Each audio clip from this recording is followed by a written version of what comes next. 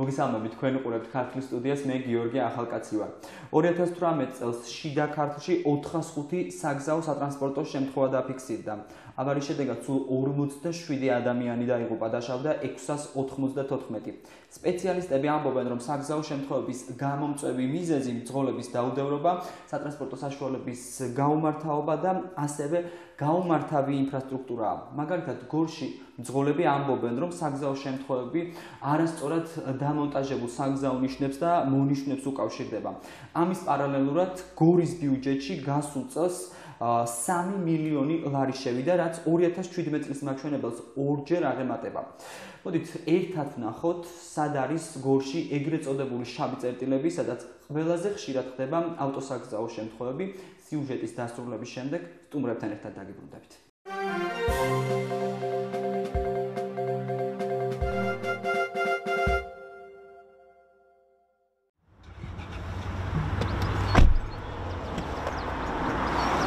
ქალაქში არსებული 4 შუქნიშნიდან გაუმართავია უმეტესობა და კონკრეტულად ეს შუქნიშანი მარჯვნივ მოხვევის განყოფ სექცია, ეს მუდმივად ჩართულია და ეს ქვეითებსაც აბნევს და სატრანსპორტო საშუალების მძღოლსაც.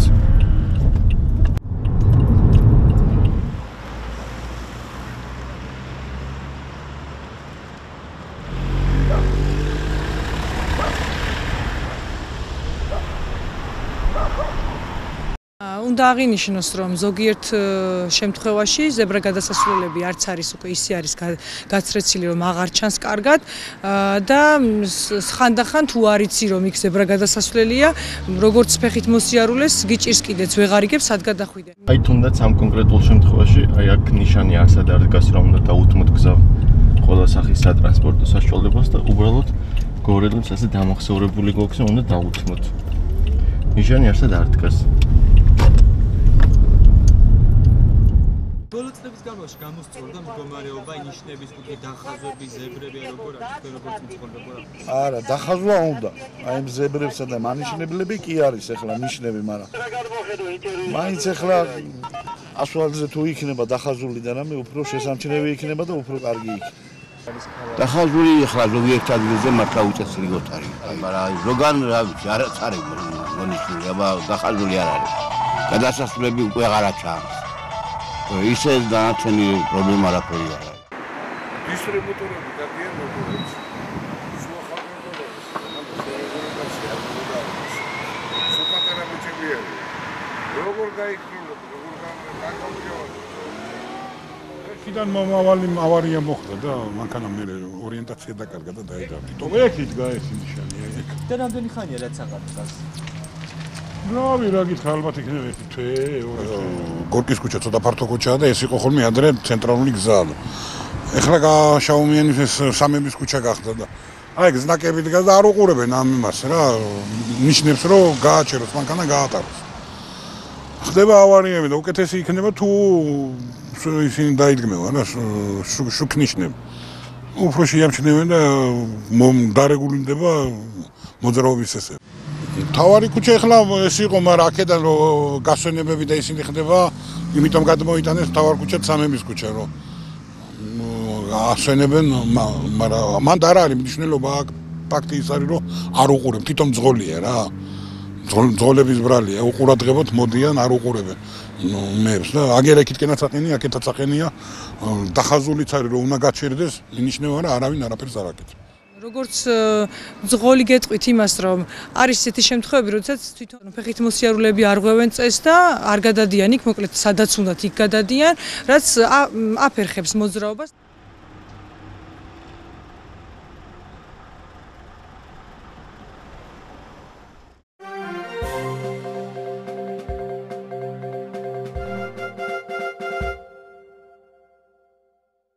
მაშაზე ვნახეთ სიუჟეტი, ახლა კი როგორც გითხარით, სტუმრებს წარმოგიდგენთ. ჩვენი სტუმრები არიან არჩილ განჯელაშვილი, გორის მერის ტრანსპორტის განყოფილების სამსახურის სპეციალისტი და საგზაო უსაფრთხოების სპეციალისტი გია გიორგაძე. მოგესალმებით ბატონებო, გმადლობთ რომ იღებთ გადაცემაში მონაწილეობას. ბატონო არჩილ, პირველი კითხვა თქვენთან მექნება, 3 მილიონი ლარი შევიდა გასულ წელს ბიუჯეტში ჯარიმებიდან. როგორ? Ну, 3 მილიონი ლარი შევიდოდა ადმინისტრაციულ სამართალ დარღვევა, რომ ხდებოდა ნაწილი მოდის ადგილობრივ ბიუჯეტში, ნაწილი ცენტრალურ ბიუჯეტში. Ну, რომ ვისაუბროთ და ტელემოყურებლისთვისაც გასაგები რო იყოს, ვიტყვით თავიდან, რომ მიმდინარეობს მზადება, რომ გამოცდები მართვის მოწმობის ასაღები გამოცდები რო ჩატარდეს ქალაქში. იგივე ავტობანზე და ყველა საგზაო მოძრაობის ელემენტის რომ მოიცავდეს. გასაგებია, ბატონო არჩით, მოდით სანამ გადავალთ ამ ნაწილზე, აი ერთგვარი რეზიუმე რო გავაკეთოთ, 2017 წლის მაჩვენებელს ორჯერ აღემატება ჯარიმები, რომელიც ჯარიმებიდან შემოსული თანხები ადგილობრივ ბიუჯეტში. საუბარია მხოლოდ გორზე. როგორ შეადგინა აი ამ ხელა თანხა, როგორ შევიდა ბიუჯეტში ჯარიმები? მძღოლები არ ღვევენ და მაგხრივ თუ არ დაარღვია მძღოლმა, არ დაიწერება ადმინისტრაციული ჯარიმა.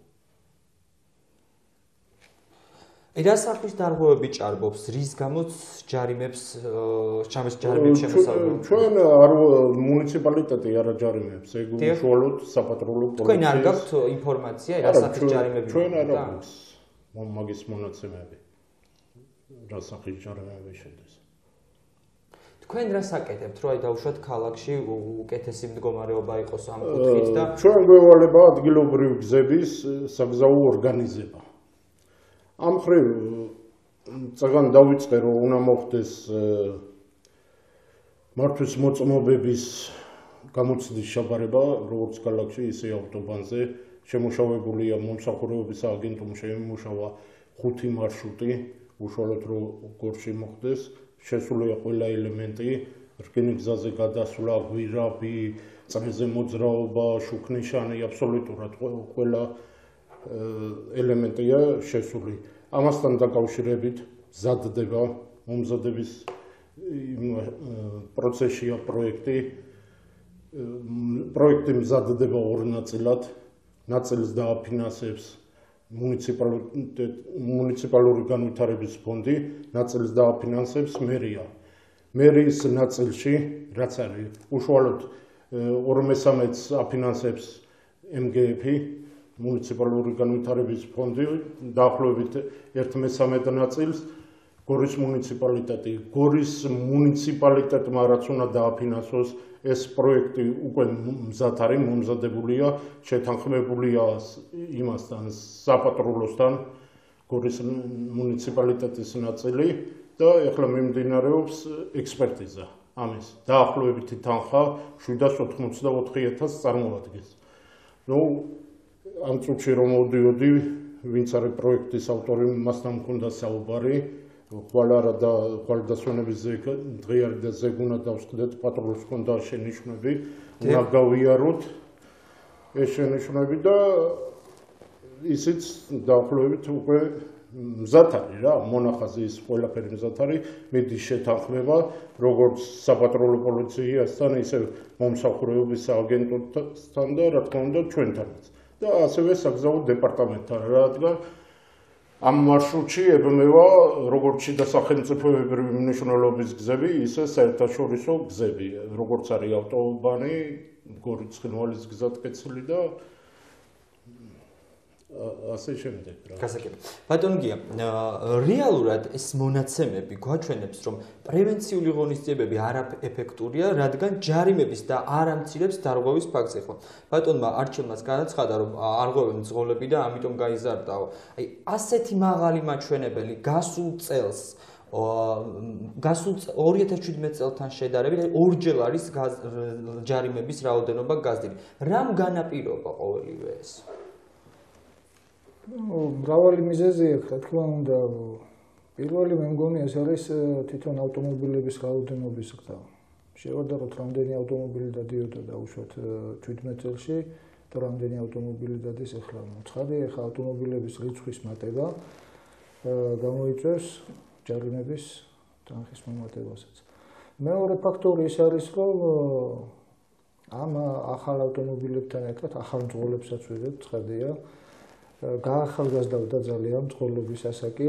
შესაბამისად გამოცდილება ნაკლები აქვს და რაც ბატონმა არჩილმა ბრძანა რომ ჯერ არ არის შემოღებული ეს ქალაქში ტარება ძალიან მარტივად ხდება მართვისმოწმობის გაცემა, ამიტომ ძალიან გამოუცდელ მძღოლების ხელში ხდება ეს მართვისმოწმობები, ის აღჭურვილია კანონით რომ უფლება აქვს იმოძრავოს, ამ დროს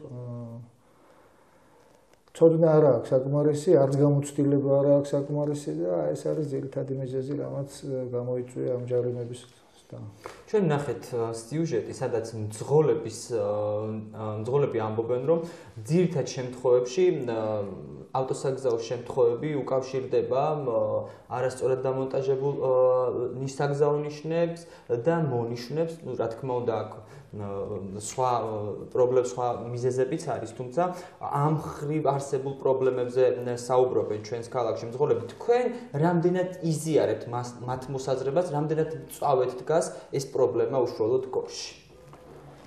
რა თქმა უნდა, არასწორად დადგმულ ნიშნებს და ინფრასტრუქტურას მოუწესრიგებელს აქვს თავის გავლენა, მაგრამ მე არ მგონია ავტოშემთხვევების რიცხვი მთლიანად ამაზე იყოს 100% დამოკიდებული, იმიტომ რომ კანონში გვაქვს ისეთი შემზღუდავი მუხლები, მაგალითად, შენი უპირატესობით ისარგებლენ მხოლოდ მაშინ, როცა დარწმუნდები რომ გზას გითმობენ. კი ბატონო, იქ არასწორად არის ნიშანი, მაგრამ არ უნდა გაიარო ისე თუ არ ახარ დარწმუნებული გავლის უსაფრთხოებაში. ეს არ გამორიცხავს, რა თქმა უნდა, არის რიგი ფაქტორები, არის ნაკლოვანებები, დარღვევები, რა თქმა უნდა, საუბარი ამის თავობაზე, რომელიც გამოსწორებადია, უნდა გამოსწორდეს თანაც უახლოეს მომავალში, რომ გაცილებით კომფორტული იყოს მოძრაობა, მაგრამ არაკომფორტულობა არ ნიშნავს იმას, რომ ეს მიზეზი უნდა იყოს სატრანსპორტო შემთხვევისა. სატრანსპორტო შემთხვევა ეს არის მთლიანად დაუდევრობის ბრალი, ან ნასვამობის არაფხიზელ მდგომარეობაში, არაჯანსაღათო არის ადამიანი გადაღლილი და ასე შემდეგ, არ შეიძლება საჭესთან ჯდომა. ამ დაძაბულ ცხოვრების პირობებში ეს დაძაბულობა თავის დახს ამჩნევს ამ საქმესაც და ამიტომ სატრანსპორტო შემთხვევების რიცხვი მართლა ძალიან დიდია.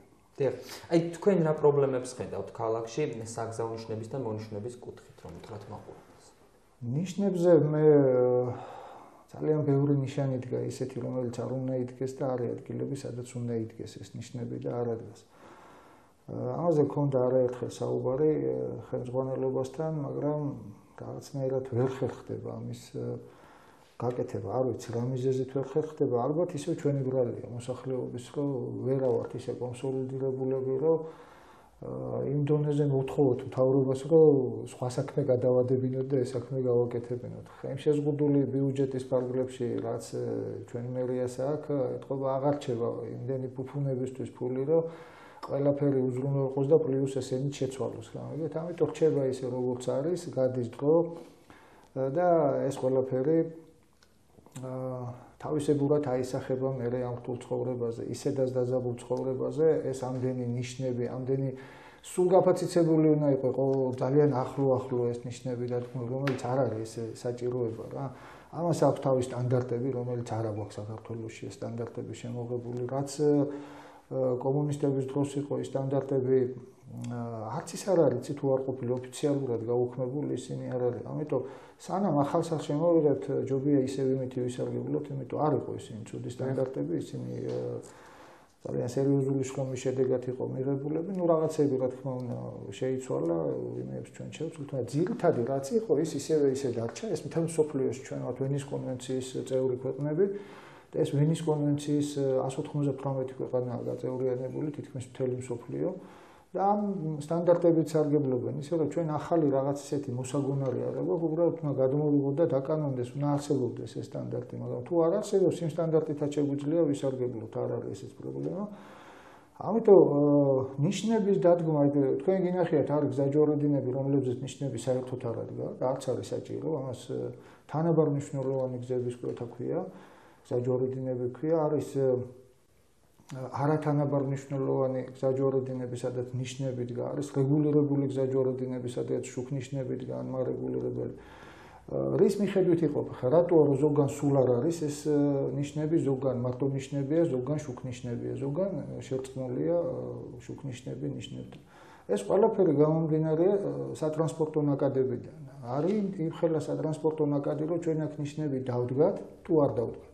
ამას უნდა დათვლა, ეს არის ძალიან შრომატევადი საქმე. ეს უნდა ითვალოს ზამთარში, ზაფხულში, შაბათ-კვირას, სადღესასწაულო დღეებში, სამუშაო დღეებში. დღეს რა მდგომარეობა ითვლიან ამას ყველაფერს? არ ვიცი ხა ვინ დგავს ამ ნიშნებს, ითვლის თუ არ ითვლის, მაგრამ მე რო უყურებ ამას დათვლილი არ ეტყობა რა. არ ამგონია რომ ითვლებოდეს. მე ესეთი შტაბეჭდილება მრჩება ვიღაცა ფულის გაკეთების მიზნით, რომ ტენდერში ალბათ ეგრეა რაც მეტ ნიშნებს დადგა, იმდენი მეტ თანხას წამოიღებ ბიუჯეტიდან და ის დგავს და დგავს ამ ნიშნებს. მე არ ვიცი ერთი ნიშანი რა ჯდება რა. გაჯდება ხო არა გქონდა მაგის ინფორმაცია, რომ დაახლოებით 220 ლარი. რამდენი? 220 ლარი. 220 ლარი. რამდენი უნდა დარჩეს იქიდან დავუშვათ ხო ავიღოთ 10%, 20% მეტი ხო არ რჩება რა. 40-50 ლარი დარჩა ერთხელ ვიღაცას ხო ის დადგა. ჩვენ კიდე ყოველ დღე მივდივართ იმ ნიშანთან და ყოველ დღე ათასობით ადამიანი ნერვებს იწყვეტავს, იმიტომ რომ ვიღაცამ ერთხელ იშოვა 50 ლარი. აი ამაშია საქმე. საზოგადოების ჩართულობა, უბრალოდ ჩაურთველობა სახელმწიფო მართვაში აი ამ შედეგებამდე მივყევართ რა. ამიტომ რა ვიცი რანაირად უნდა მოწესრიგდეს, მაგრამ თუ სურვილი იქნება გაუკეთებელი არა. ბატონო გია, ჩვენს მუნიციპალიტეტში არის გზის მონაკვეთები, სადაც საგზაო ნიშნების არარსებობის გამო მოხდა საკმაოდ მძიმე ავარიები, რომელიც დასრულდა ფატალური შედეგით, აი ძევრასთან, სოფელ ტყვიავთან, ბოშურში დაფიქსირდა ბოლოს ერთ-ერთი ავარია და უნებართოდ დამონტაჟებული მწოლიარე პოლიციელებიც საკმაოდ პრობლემატური არის გორის მუნიციპალიტეტის სოფლების ნაწილში მოსახლეობა თავად გადაწყვიტა, რომ უნებართოდ გაეკეთებინათ მწოლიარე პოლიციელები და არ დგას არანაირი მანიშნებელი, რაც ალბათობას იწვევს იმის, რომ მოხდეს ავტოსაგზაო შემთხვევები. აი ეს რამდენად პრობლემატური არის თქვენი შეფასებით და მაინტერესებს თქვენ როგორ ახორციელებთ აი ამის კონტროლს. გისმენთ ბატონო გია. თვითნებურად გაკეთება ეს დანაშაულია, ამის დაშვება არაფრად არ შეიძლება. აქვს მაგას თავის სტანდარტი, იმ სტანდარტების მიხედვით კეთდება იგენი ხალხურავალ ადგილებზე და სადაც ბავშვების თავშეკრების ადგილებია, სკოლები, საბავშვო ბაღები, სპორტსკოლები, მუსიკალური სკოლები და ასე შემდეგ. მანდ უნდა იყოს, სხვა შემთხვევაში ეგენი წესით არ უნდა იყოს. მე მესმის მოსახლეობის შეშფოთება იმის გამო, რომ გადაჭარბებული სისწრაფით დადიან მანქანები, ხშირად ეჯიბრებიან ერთმანეთს დასახლებულ პუნქტებში, საცხოვრებელი სახლების ეზოებში და ასე შემდეგ. ყოველად დაუშვებელი ამაზე უნდა გამკაცრდეს კანონი, ეს ძალიან ცუდია. უბრალოდ მეორე საკითხი დგება, რა გზებით ისარგებლონ იმ ახალგაზრდებმა, ვისაც უყვარს სისწრაფე. ასეთი რაღაცა უნდა ქალაქ გარეთ სადღაც უნდა იყოს ასეთი ადგილი გამოყოფილი, სადაც შეუძლია ადამიანს წავიდეს და მოიკლას ის თავისი ჟინი, რასაც ისწრაფე ქვია. ახალგაზრდებს ცი ვერანაირად ვერ დაიჭერთ. ხა მეც ვიყავი ახალგაზრდა და გამოვლილი ვიყავ ექცლები. ის კი არა ამასაკშიც წამეცდება ხოლმე ხანდახან, ოღონდ არავითარ შემთხვევაში დასახლებულ პუნქტში ამის გაკეთება არ შეიძლება. ის ჩვენ რუქს სიამოვნებს და ჩვენთვის ძალიან კარგია და თითქმის შეუცვლელი ის ხვებისთვის სახიფათოც არის და ცოტა არ იყოს განწყობაზე ცუდად მოქმედებს. ამიტომ ჩვენ გავდიოდით ხოლმე, გქონდა ერთი ძალიან კარგი ადგილი, ეს მიტოვებული უღელტეხილი, რუისის უღელტეხილი გზა იქით გავიდა და ეს მიტოვებული იყო, კარგად იყო მოასფალტებული, მანქანები იქ არ მოძრაობდნენ. შესაბამისად გავამაგრეთ, იქ რამოდენიმე ცუდი გადასავარდნი იყო, ერთი 300 ტომარა მარტო მიწადავდით ტოგრებით იქ რომ არ გადავარდნით. აი იქ ვიკლავდით ხოლმე ჩვენ ჟინს და მთელი გორის ახალგაზრდობა იქ მედიოდა, სხვათა შორის მოტოციკლეტებითაც მოდიოდნენ, მანქანებითაც.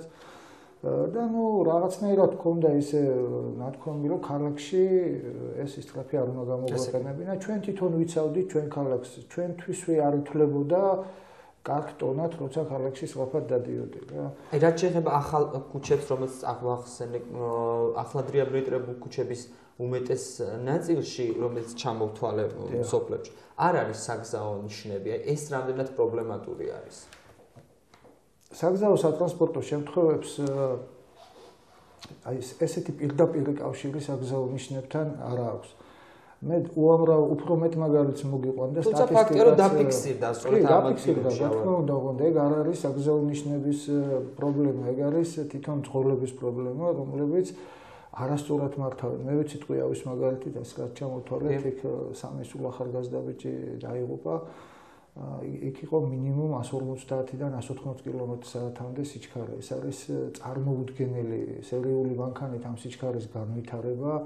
ის იქნება გასაკვირი, რომ კარგად დამთავრდეს. ცუდად რომ დამთავრდეს, აქ გასაკვირი არაფერია, ეს მთელი გორისა და გორის რაიონის ტრაგედია იყო, ძალიან განვიცადეთ უყველა. მაგრამ ეს არ არის ნიშნები, იქ რომ ნიშნები მდგარი იყო, დამიჯერეთ ის არ შეცვლიდა ამ შედეგს არანაირად. ეს არის კიდევ გეუბნებით დაუდევრობის ბრალი, არც ოდნის ბრალი, რომ იმ ბავშვებმა ვერ მიიღეს სათანადო ცოდნა აღზრდა, თვითონ მენტალობაც სხვანაირია შეიცვალა, აღარც აქეთ არიან, აღარც იქით, აღარც კანონისკენ, აღარც თვითონ ამ საზოგადოებრივი მენტალობისკენ და რჩებიან ქუჩაში, ქუჩამ კიდე ესეთი შედეგების მოტანა იცის. გასაგებია. ბატონო არჩილ, მე მაინტერესებს თუ ხდება სპეციალისტების და ზღოლების რეკომენდაციების გათვალისწინება. თქვენ სიუჟეტშიც მოისმინეთ, რომ გარკვეულ სახის პრობლემებს ხედავენ გორელი მძღოლები, იგივე როგორც არის შუქნიშნების მუშაობა, საგზაო მონიშნები, ზებრა გადასასვლელები. როგორ ითვალისწინებს მერია? საერთოდ ითვალისწინებს თუ არა ამ რეკომენდაციას? კი, რა თქმა უნდა, ყველას რეკომენდაციას ითვალისწინებს მერია, აბსოლუტურად. ეხლაც როგორც წევნა აღნიშნე, მომზადდება კიდე პროექტი, ყველას შეუძლია მოხდეს რეკომენდაცია. ფაქტობრივად, რაც სიუჟეტში იყო ნათქვამი, უშუალოდ მეც მუშაობდი ამ პროექტზე და გათვალისწინებულია ეგ ყველა ასე ვთქვათ რეკომენდაცია, თვითონ პროექტის ავტორები ითვალისწინებენ, ამიტომ ვაკეთებთ ხალ პროექტს და ყველა ის გათვალისწინებული იყო და ხუთი შუქნიშანი გვაქვს ქალაქში, აქედან სამზე მეტის მუშაობა ალბათ მოხდება ხელახალი პროექტირება, ეს არის წმინდა წყალზე, ცხინვალის გზატკეცილის ტყვიავის. და რა შეიცვლება კონკრეტულად, თუ შეგიძლიათ ერთი მაგალითი მოგიყვანოთ? პროექტი მომზადდება და იმის მიხედვით დაითვლება, ნაკადები დაითვლება, მიმართულებები დაითვლება, დრო დაითვლება და შესაბამისი საპროექტო ორგანიზაცია წარმოგვიდგენს შესაბამის პროექტს. საგზაო ნიშნებზე აღნიშნე წაღანგი იყო სიუჟეტში, ნამდვილად თქვა, რომ იქ ზედაუთმეუნა ყოფილიყო, ეს არის შადრევანთან იუსტიციის სახლის წინ და გათვალისწინებულია პროექტში ზუსტად ეს საგზაო ნიშანი და რაც აღნიშნა თითქმის ახალ პროექტში ყველაფერია გათვალისწინებული. მინდა გითხოთ ზებრა გადასასვლელებთან დაკავშირებით, რომელიც შეიძლება ითქვას, რომ მრავალი წელია გორისთვის პრობლემას წარმოადგენს. ჩვენ ვხედავთ ახლად დახაზულ ზებრა გადასასვლელებს, თუმცა ძალიან მალე ასევე ვხედავთ რომ ზებრა გადასასვლელები უბრალოდ აღარ არის ქალაქის ქუჩებში. ანუ ეს თქვენი აზრით უბრალოდ რა სიტყვით თქვენ, რისი ბრალი არის, ან რისი ბრალი არის ეს? აქამდე იხაზებოდა, ტენდერი ცხადდებოდა გაზაფხულზე, 6 თვე ქონდა გარანტია, ფაქტობრივად ზამთარილო დადგებოდა, ზამთართან ერთად იშლებოდა ეს საგზაო მონიშნები. ახლა გადაწყვიტა მერიამ, რომ დაიხაზოს თერმოპლასტით და ცივი პლასტით. და გარანტია უკვე ხელშეკრულებაში ჩაიდება 3 წელი. კიდე სპეციალისტები გვეუბნებიან 3 წელი კი არა, უფრო დიდხანს გასძლებს. ბატონო, თქვენ რამდენად გაიმედებთ ეს პროგნოზი, იმიტომ რომ ეს პრობლემა მრავალი წელია არის გორში და შეიძლება ითქვას ვერ გადაიჭრა ამ დრომდე. ამაზე ადრეც ხონდა საუბარი, ეს საკმაოდ ძვირი სიამოვნებაა სხვათა შორის, მაგრამ ღირს ერთხელ გავიღოთ მაგაზე თანხა და რამოდენიმე წელი მართლაც უზრუნველყოფილები იყო. სწორგზაზე დგას ამ შემთხვევაში მერია? ამ შემთხვევაში მერია ყოველთვის სწორგზაზე დგა, არ შეიძლება რომ რაღაც ისეთი საქმე მოინდომონ და იმაზე გააკეთონ პროექტი, რაც ცუდი იქნება, მაგრამ შესრულების ხარისხზე ლაპარაკი ვადებზე და ასე შემდეგ და რამდენად სწორად კეთდება იმაზეა ლაპარაკი. ხა ცუდი ჩანაფიქრი მე არ გამიგია, მე ის მხრიდან წამოსული იყოს რამე ხალხის აზიანო და ეგეთი გამორიცხულია. უბრალოდ როცა ესეთი პროექტები კეთდება, კარგი იქნება, სანამ ის დამტკიცდება და ექსპლუატაციაში გადაეცემა შესასრულებლად, პატარა პრეზენტაცია რო გააკეთოს დაინტერესებული პირები მოვიდეთ და მერე კი არ გქონდეს ლაპარაკი ეს შეცდომა, ეს აქ არ უნდა იდგეს რაღაც ჩასაფრების პოლიტიკა და რაღაც ესეთი. პროექტი როცა მივა დასრულების. უბრალოდ ჩაგვაყენო რაღაცნაირად, მოგვაწვდინოთ ხმა, გავარეკლამოთ ესა რომ ვისაც სურვილი აქვს საზოგადოებრივი ჩართულობა რომ მოხდეს და ხალხი თვითონ მონაწილეობდეს თავის ქალაქის აღმშენებლობაში. აღარ გვექნება მე იქ ვიღაცას უნდა იქ გაკეთდეს რაღაც ნიშანი დაიდგას ან არ დაიდგას და ესეთი ხა გულამიშვილზე მაგალითად სახლის წინ ვერ გაუჩერებიათ მანქანა ხალხს. იქ სავაჭრო ობიექტებია, იქ კლიენტს კარგავენ, ბიზნეს ხელი ეშლება. მეორე მხარე შეიძლება გაჩერება, აქეთ არ შეიძლება, როცა შეიძლება ყველაფერი შეტრიალდეს პირიქით იყოს. არ რაღაც სხვანაირად მოვიფიქროთ. არის ეს საჭიროებო საკითხები ხალხს ისინი დააყენებენ, შეიძლება პროფესიულ დონეზე ვერ დააყენოს საკითხი, მე ის პროფესიონალებმა გადაწყვიტონ, მაგრამ თემა მოგვაწოდონ. საიმისოდ ქალაქი უნდა იყოს ჩართული და აღარც მერე ხალხს გაღიზიანება აღარ იქნება. თვითონ მენტალობა შეიცვლება მერე რომ იქ ვიღაც რო იტყვის უბანში ეს რატო დგა, ყველა იტყვის ეს იმიტომ დგა რომ ჩვენ მოვიწადინეთ. ესეთი რაღაც რო გაკეთდეს ცუდი არ იქნება ჩემი აზრით და აი ეს პრეზენტაცია იქნება საკმაოდ ისეთი შემოქმედებითი რომ გამოურიცხავთ მე რაღაც დარღვევებსა და იმას და აღარ გვექნება ესეთი სატელევიზიო შეხვედრები. აქ პრობლემას ძნელად თუ გადავწყვიტავთ, აქ უბრალოდ მოსახლეობამდე რომ მივიტანოთ და ამ ჩართულობისთვის მოვამზადოთ მოსახლეობა რომ გასაგებია. მრავალი წელი ასევე პრობლემას წარმოადგენს გორში საზოგადოებრივი ტრანსპორტი, როგორც მოქალაქეები აცხადებენ, მათ მოთხოვნებზე არ არის მორგებული ტრანსპორტი, ვინაიდან რადგანაც პრობლემა როგორც ტრანსპორტის გაუმართავობასთან დაკავშირებით, ასევე მისი მუშაობის განრიგთან დაკავშირებით, ჩვენ ვიცით, რომ მაქსიმუმ 7 საათი არის დრო, როდესაც სადამდეც მუშაობს საზოგადოებრივი ტრანსპორტი. აი ამ კონკრეტული პრობლემის მოგვარებაში რა როლი აქვს გორის მუნიციპალიტეტის მერია და თუ გაქვთ რაიმე კონკრეტული ნაბიჯი გადადგმული?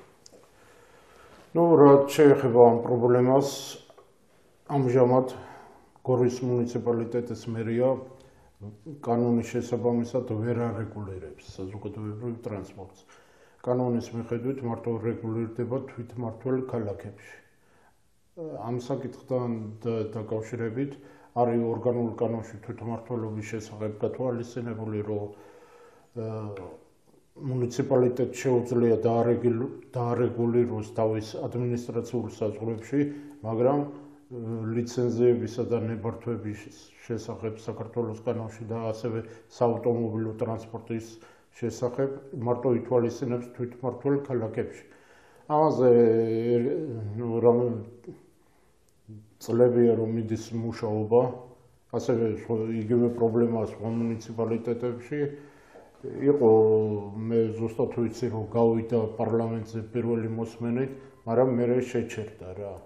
და თუ კანონმა არ მოგცა საშუალება რომ დავარეგულიროთ, ჩვენ ვიცით რომ გორს არ ყავს მუნიციპალური ტრანსპორტი, საზოგადოებრივი ტრანსპორტი ეკუთვნის კერძო კომპანიებს, თუმცა გარკვეული სახის მოლაპარაკებების დაწყება თუ გიცდიათ აი ამ კერძო კომპანიებთან, რომ მათ გაითვალისწინեն როგორც საზოგადოების, ასევე მირის თხოვნა, თუ ეს არ იქნება კი ბატონო, წერილობითაც მიგვიმართია და ის, მაგრამ უშუალოდ ჩვენ რო ჩავატაროთ კონკურსი, გავცეთ ნებართვები, ლიცენზიები და მე ის ვაკონტროლოთ, იგივე სიტყვაზე თუ არ შეასრულა ის ან ჩამოღართვათ ან დავაჯერებოთ, მაგის უფლება არ აქვს. რა მოტივით გეუბნებათ კერძო კომპანია უარს, უბრალოდ არა მარტო თქვენ მოქალაქეებს სამუშაო საათების გაზრდასთან დაკავშირებით?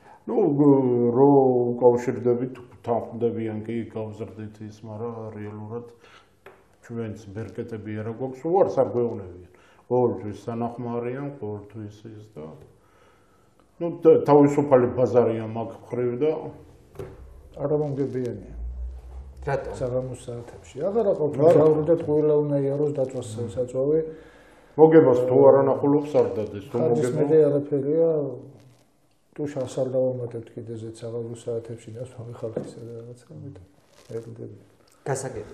ევროკავშირთან ასოცირების ხელმოწერილი დოკუმენტის თანახმად საქართველო ვალდებულია მგზავრთა უსაფრთხო გადაყვანა უზრუნველყოს, ასევე ამაღლდეს მძღოლების ცნობიერება, ასევე გაიმართოს ტექნიკურად ავტომობილები და სწორედ აი ამ დირექტივის ნაწილი არის ის რეფორმები, რომელიც ხორციელდება.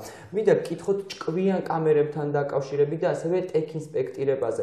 ბატონო, თქვენ როგორ აფასებთ აი ამ პროცესებს, რამდენად გამართულად და სწორად მიმდინარეობს ეს რეფორმები დღეს ჩვენს ქვეყანაში?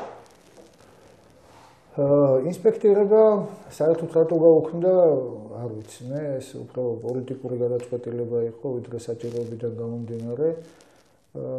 ინსპექტირება აუცილებელია, მანქანა აუცილებლად უნდა გამოვიდეს საგზაო მოძრაობაში, გამართულ მდგომარეობაში. სამწუხაროდ მოგეხსენებათ რა მდგომარეობაა ჩვენ ქვეყანაში სიაფის გამო შემოდის ყველაზე მოძველებული ტექნიკა, უკვე საზღვარგარეთ მისი ექსპლუატაცია რო აღარ შეიძლება, უმეტესობა ეგეთი ტექნიკა შემოდის ჩვენთან და მოძრაობენ გზებზე, რაც ერთ-ერთი მიზეზია იმ საგზაო სატრანსპორტო შემთხვევებისა. მაგრამ აი ამ გაჭირვების ფონზე სხვა საშუალება რო არ აქვს ადამიანებს, ამიტომ ბაზარიც მოთხოვნადია ესეთი მანქანები და ვიღებთ ესეც სავალალო სურათს რა. ის აუცილებელი ნაბიჯი იყო, მე ვფიქრობ, ეს პირველი ნაბიჯი ინსპექტირებისა, შემდგომ რა თქმა უნდა გამკაცდება, შემოვა რაღაც შეზღუდვები, რაღაცა წლების დაბლა მანქანები ალბათ აღარ შემოვა საქართველოში. და დავეწევით იმ ევროსტანდარტს, რომელიც ევროპაში მოქმედებს და უნდა დავეწევოთ სხვანაირად არ შეიძლება. ცხადია, ამასთან უნდა ერთოდეს სოციალური მდგომარეობაც მოსახლეობისა. დიახ, აი ამ ნაწილში მუდმივად არის შენიშვნები, რომ მოსახლეობას არ შესწევს იმის ძალა ფინანსურად, რომ მოწესრიგდეს ეს მიმართულება. ამიტომ ჯერ პირველი უნდა მოწესრიგდეს, რომ ეკონომიკური მდგომარეობა გაიზარდოს მოსახლეობისა, ეს უკვე რთული თემაა რა. ანუ ნაადრევი არის ეს რეფორმები თქვენი აზრით? ნაადრევი არ არის, ერთდროულად უნდა მოხდეს ამის განვითარება. არც ერთმა შეიძლება წინ გაასწროს. ხა ჩვენ რეგულაცია შემოვიღოთ, ყველას ახალი მანქანა უნდა ყავდესო, კარგია ყავდეს, მაგრამ ვერ ეყოლება და ისედაც გაჭირებულ ფონს კიდევ უფრო დაუმძიმებთ მოსახლეობას. ამიტომ რაღაცა ოქროშუალედი უნდა გვეჭიროს ყოველთვის, რომ შევინარჩუნოთ არსებული რაც არის, ოღონდ საუკეთესო მდგომარეობაში, რომ გასაშიში მაინც არ იყოს გზავრობისთვის. კი ბატონო, ბატონო რჩევ, ქალაქის 4 წერტილში განთავსდა ჭკვიანი კამერები, უკვე ერთ თვეზე მეტია გორში. გითხარით, რა წერტილებში არის განთავსებული და რა სახის დარღვევებს აფიქსირებს ჭკვიანი კამერები? განთავსდა ამ წუთში ჩართულია 6 ჭკვიანი კამერა. ესენია. თუმცა 4 წერტილში, როგორც ჩემთვის არის ცნობილი. აღმაშენებლის გამზირი, იქ სოფლიშვილის ქუჩა და ცხინვალის გზატკეცილი რა. ძირითადად ამებს აკონტროლებს, კიდე განთავსდება და დაგეგმილია უკვე ბიუჯეტში გავითვალისწინეთ დაახლოებით 25 კამერა. სად განთავსდება? აი რა ადგილში ხედავთ, რა ადგილებში ხედავთ საჭიროებას ამ კამერების განთავსებას? აქ იდება, როცა შესყიდვას ვახორციელებთ სამმაგი მემორანდუმი, ასე ვთქვათ, ჩართულია შინაგან საქმეთა სამინისტრო და შინაგან საქმეთა სამინისტრო ავალებს სად უნდა განათავსონ რა ეს კამერები. რა შეეხება დარღვევების ნაწილს, რა დარღვევებს აფიქსირებს? დარღვევების ნაწილში, როგორც ჩემთვის ცნობილია, 5 დარღვევაა. დაახლოებით ეს არის პირველ რიგში სიჩქარის გადაჭარბება, ღერძულა ხაზის გადაკვეთა, შუქნიშანზე თუ გაიარა და ტექდათვალიერება. გასაგები. კარგით, ბოლო შემაჯამებელი სიტყვა მინდა გთხოვოთ თქვენ, რომ შევაჯამოთ ბოლო წლების განმავლობაში გვაქვს თუ არა დადებითი ტენდენცია საგზაო უსაფრთხოების მიმართულებით და რა მოლოდინი? კი, წინსვლა გვაქვს ამ კუთხით, მარტო ნუ გავაკრიტიკებთ გორის მერიას, მადლობაც გადავუხადოთ გაწეული მუშაობისათვის, ბევრი მართლა სასიკეთო საქმე გაგეთ და თუმცა კიდევ ერთხელ მექნება სურვილი, რომ ჩართულობა მეტი იყოს მოსახლეობისა, დაინტერესებული პირებისა ყველა დარგიდან და უბრალო მოქალაქეებისაც მათ შორის. მოხდეს ამ პროექტების პრეზენტაციამდე უკვე დააზუსტებენ და ყველაფერს დახაზენ მანამდე კი არა, უბრალოდ იდეის დონეზე რო არა, მომზადების ნაწილშიც იყოს ინფორმირებული მოსახლეობა, რომ მთლიანად თავიდან ბოლომდე იყოს ჩართული რა. თავიდან ცოტა იქნება, მერე ნელ-ნელა ამ ხალხის რიცხვი მოიმატებს და მივართ იქამდე, რომ მოსახლეობა მიხვდება, რომ თვითონაც უნდა მიიღოს ქალაქის მართვაში მონაწილეობა. სხვანაირად მე ხვალინდელი დღე არ მისახება, რომ ყოველთვის გვექნება დაპირისპირება ხელისუფლებასთან, რატო გააკეთეს ესე? რატო გავაკეთეთ, ერთად გავაკეთეთ, მოგცელა, ერთად გავაკეთეთ, აღარ გვექნება. დიდი მადლობა გია გიორგაძე, საგზაო უსაფრთხოების სპეციალისტი და არჩილ განჯელაშვილი, გორის მერის ტრანსპორტის განყოფილების სპეციალისტი იყვნენ ქართლის სტუდიის სტუმრები. მადლობა რომ მიიღეთ გადაცემაში მონაწილეობა. ქართლის სტუდია მომავალ შეხვედრამდე გემშვიდობებთ. გახონდეს.